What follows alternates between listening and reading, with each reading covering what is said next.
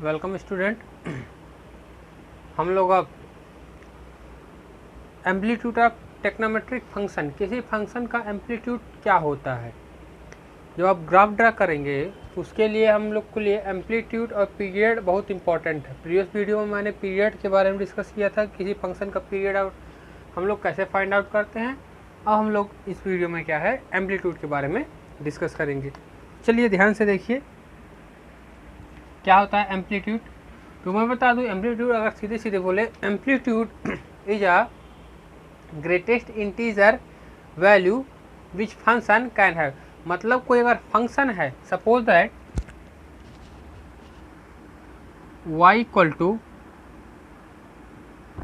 F x plus h, इस प्रकार का कोई फंक्शन है, ठीक है। अगर कोई एक फंक्शन है टेक्नोमेट्री का, ठीक है, तो वो उसकी जो ग्रेटेस्ट इंटीजर वैल्यू होगी जो कि वो फंक्शन रखता है, उसको हम क्या बोलेंगे, उसका एम्पलीट्यूड बोलेंगे। फॉर एग्जांपल अगर हम देखें तो y equal to sine x, ठीक है, तो इसका आपका ग्रेटेस्ट इंटीजर वैल्यू क्या है, 1 है, तो इसका एम्पलीट्यूड क्या हो जाएगा, 1 हो जाएगा। और अगर दो तीन फंक्शन हमारे पास आते हैं 1 के अलावा, मान लीजिए यहाँ पर कोई आपकी कांस्टेंट वैल्यू है, suppose that 2 + 1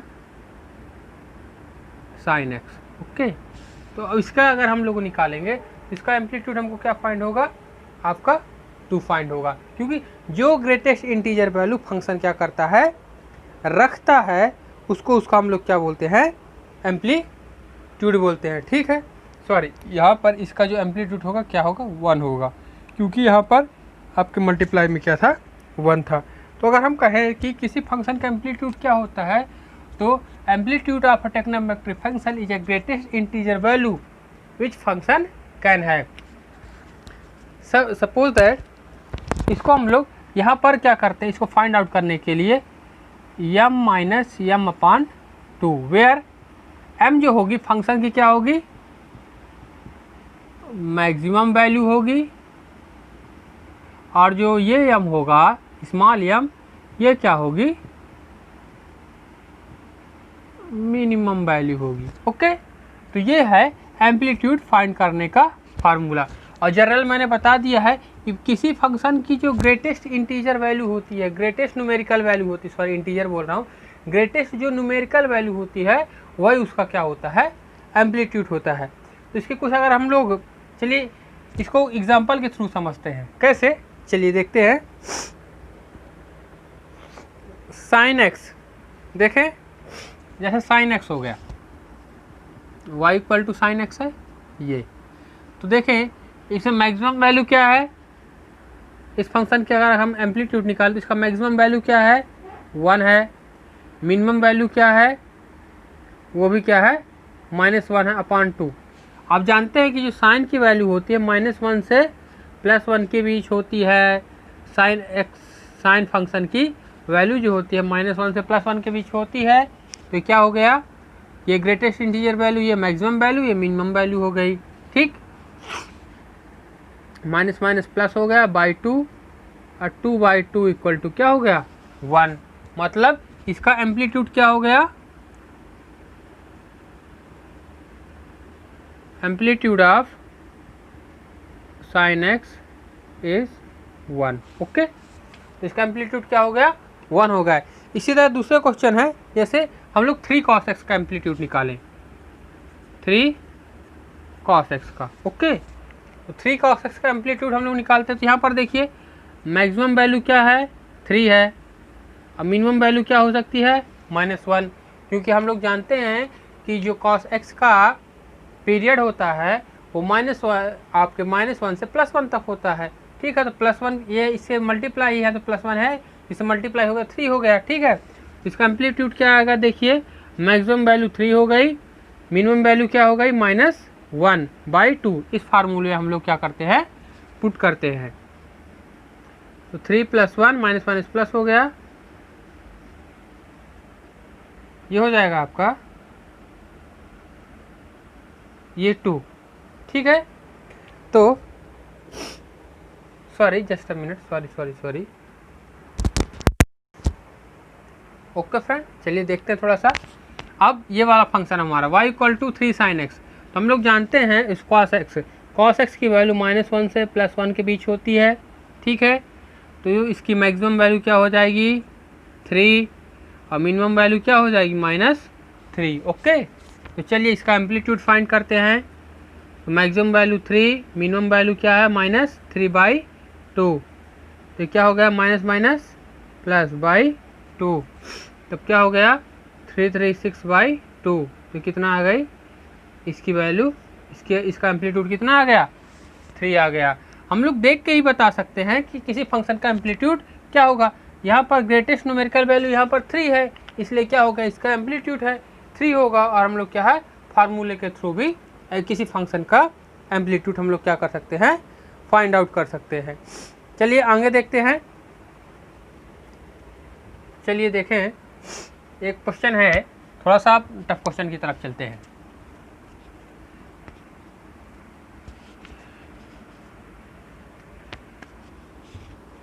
two by 3 sin 4x + 7, इसका एम्पलीट्यूड क्या होगा देखें, सॉल्व कीजिए। तो यहाँ पर देखिए मैंने बताया था मैक्सिमम वैल्यू क्या हो गई, ये मिनिमम वैल्यू क्या हो गई -2/3, क्योंकि हम लोग जानते हैं कि जो साइन x की वैल्यू है -1 से +1 के बीच में होती है, ठीक है। तो भाई इनका क्या हो गया मल्टीप्लाई हो गया। अब एम्पलीट्यूड इसका क्या आएगा,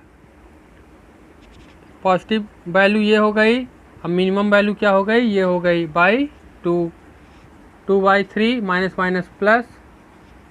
-/2, ये आपका 3 हो गया। एलसीएम लीजिए, सिंप्लीफाई कर दीजिए इसको, कितना है ऊपर मल्टीप्लाई हो जाएगा, तो कितना आएगा आपका, ये ऊपर मल्टीप्लाई हो जाएगा तो ये आएगा 4, 3/2, ये 2 से 2 कैंसिल, इसका एम्पलीट्यूड कितना आ गया 3 आ गया।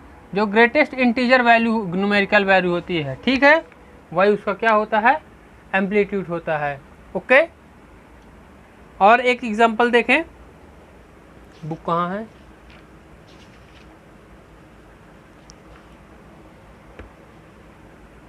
तो ग्राफ है एम्पलीट्यूड, जस्ट अ मिनट।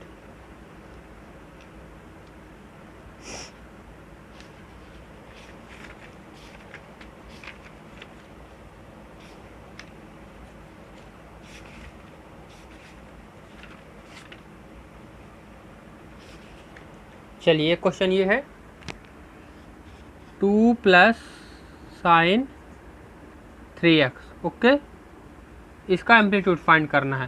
तो यहाँ पर देखिए मैक्सिमम वैल्यू क्या है यहाँ पर फंक्शन की 2 यहाँ पर हो गई, और यहाँ पर क्या हो गया 1 हो गई, तो कितना हो गया मैक्सिमम वैल्यू 3 आ गई, ओके। अब मिनिमम वैल्यू देखिए क्या है यहाँ पर, मिनिमम वैल्यू भी क्या है यहाँ पर 2, और यहाँ पर क्या हो जाएगी -1, कितना आ गया ये 1 आ गया, ओके। अब इसको फार्मूले में रख दीजिए, maximum value minus minimum value, okay, /2, तो क्या आ गया ये 2 ये माइनस, ठीक है, ध्यान देंगे थोड़ा सा।